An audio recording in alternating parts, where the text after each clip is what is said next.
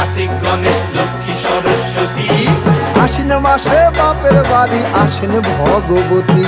আশ্বিন মাসে বাপের বাড়ি আসেন ভগবতী। বলো গৌরী এলো দেখে জালো, গৌরী এলো দেখে জালো, গৌরী এলো দেখে জালো, গৌরী এলো দেখে জালো। ভবের ভবানী আমার ভবন করিল আলো, গৌরী এলো দেখে জালো, গৌরী এলো দেখে জালো। ও দেখি সিংহের উপর উইঠা চুরি, অসুরের টিকি ধরি গলায় দিছে সাপ জড়াইয়া বুকে মারছে খুঁচা।